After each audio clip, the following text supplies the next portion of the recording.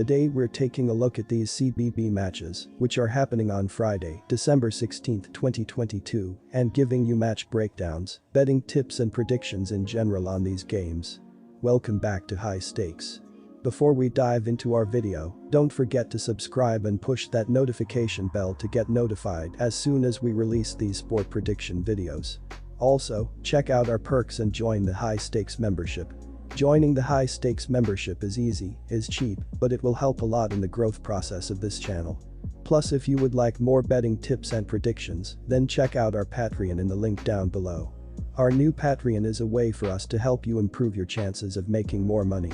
Multiple plans are available for each and every one of you. By becoming a member of the High Stakes Patreon, you will have access to our best team picks, total picks, parlay picks and much more. Stop wasting hours of your time searching for bad betting predictions that ends up costing you a lot of time and money. Join the High Stakes Patreon now and get the best betting picks. Going back to our video, we will give you 2 betting picks for each game, a team pick and a total pick based on facts and detailed explanation. One more thing before we start, check out our new channel High Stakes Props and Parlays, where you can find our player props and parlay picks predictions. You will find the link in the description and comment section below. And make sure to watch our videos till the end so you don't miss any of our picks. Murray State vs Austin Peay. The Racers have won 3 of their last 4 games and 3 straight home games. They aren't very good offensively, but they played well in recent home games, scoring 70 or more points in 2 of their last 3 home games. They rebound the ball well and they're very aggressive on the offensive glass, which will give them more scoring opportunities. They also do a good job protecting the ball and won't give the Governors a lot of easy scoring opportunities. The Governors have played well defensively, but they struggle on the road where they are giving up more than 70 points per game and will have a hard time slowing down the Racers. The Governors have won 3 straight games, but they have struggled on the road where they have lost 2 of their last 3 games. They aren't very good offensively, but they have been terrible on the road, scoring less than 60 points per game, while making only 35% of their SHO9 and 28% of their 3-pointers. They don't rebound the ball as well as the Racers and won't get a lot of extra scoring opportunities against them. With the Racers holding opponents under 67 points per game at home, the Governors will struggle offensively in this game, so go with Murray State to cover the spread. Give me the over. Combined, Murray State and Austin Peay put up 144.4 points per game, allowed just over 137 points, and have finished with an average total of 142 points in their last 10 meetings.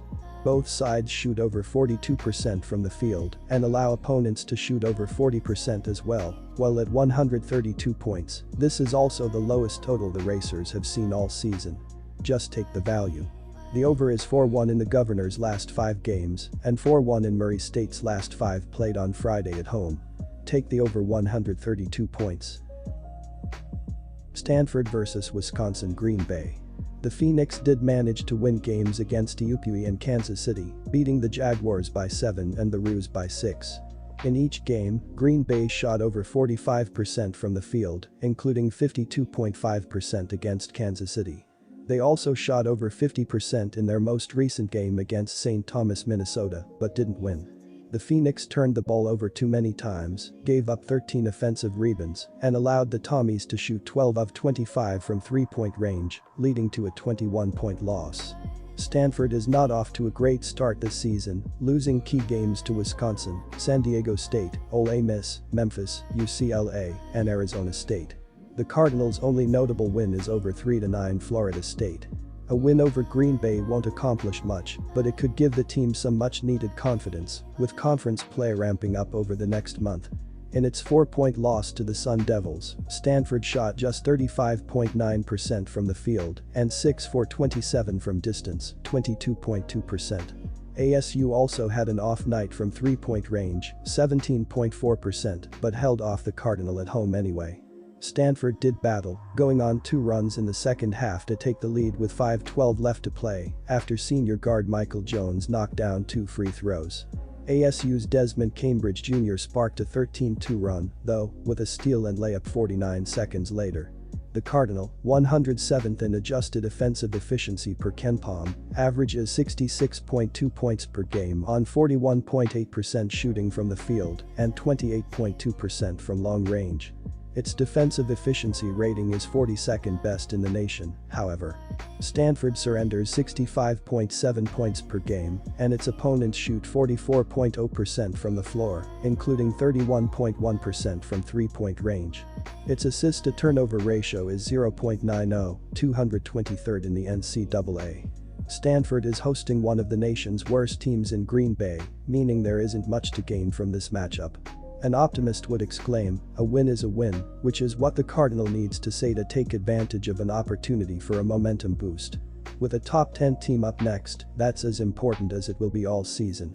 Stanford might not be elite in any facet of the game, but it does boast an above-average defense, surrendering 65.7 points per game. Ranked 42nd nationally in defensive efficiency, the Cardinal will have no issues containing a Phoenix offense, scoring 59.4 points, 352nd in offensive efficiency. Still, this is a large spread for a team with just 3 wins. The Cardinal did cover the spread last game versus Arizona State, as well as in straight-up victories over Florida State and Cal Poly. Green Bay, meanwhile, is 0-4 ATS in its last 4 road games. I'll bet Stanford wins straight up and narrowly pulls off an ATS victory. Take Stanford minus 24.5 points.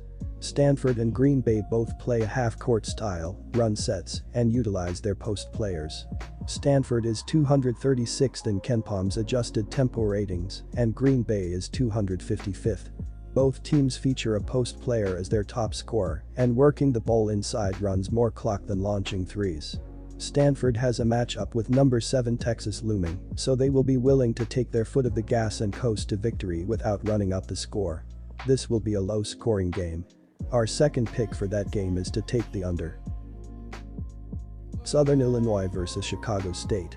Chicago State rides a 2-game losing streak into this road contest, following a 66-65 heartbreaking defeat against Murray State. This will mark the 13th meeting in the all-time series between the Cougars and Salukis, with CSU trailing 11-1. Chicago State is also one of only 2 Division I programs playing an independent schedule in the 2022-23 campaign, after leaving the Western Athletic Conference last season. Southern Illinois has won 4 of its last 6 games, yet with only 1 cover in that span, including an 88-51 victory against Lincoln, Mo, last time out. Senior forward Marcus Domisk, 16.9 ppg, and senior guard Lance Jones, 12.6 ppg, control the Salukis' scoring offense, both also leading in assists, with 3.5 and 3.2 per game, respectively. SU allows just 62.4 points per game, ranking 3rd in the MVC and 43rd in the NCAA, and holds opponents to a 27.8% conversion rate beyond the arc, number 28 in the nation. I have to take Chicago State and the points with a spread at 15.5 right now. Southern Illinois hasn't been that big of a favorite all season and dropped each of its last 2 games with lines at 14 points or more, both SU and ATS. The Salukis are also 1-6-1 ATS in their last 8 games, while Chicago State is 4-1 ATS in its last 5 and nearly took down Murray State in its last outing as 12-point underdogs. 4 of Southern Illinois' 7 wins have been decided by 13 points or less, too. Our first pick is to take the Cougars. The Chicago State Cougars have been struggling and are coming off a 66-65 road loss against the Murray State Racers. They played extremely well in the first half of the game, but were outscored in the second half 39-23 to end up with a loss. They shot the ball pretty well as they finished 23 of 56, 41.1% overall, 7 of 24, 29.2% from 3, and 16 free throw attempts. Sophomore guard Josian Corbett led the team as in 40 minutes he finished with 25 points, 5 rebounds, 1 assist, and 1 steal. Defensively, they were able to hold their own as they allowed 42.1% from the floor and 31.6% from deep here. Chicago State did well as they forced 13 turnovers in the game as well. Neither team has been doing pretty well in terms of pushing the pace throughout the season, as Chicago State ranks 221st in the country with 70 possessions per game thus far, while Southern Illinois is currently 256th in the entire sport with 69.2 possessions per game as of this writing.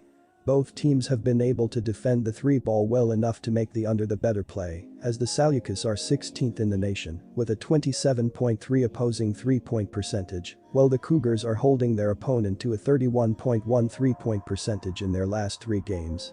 Our second pick is to go with the under as it seems to be the better option in this game.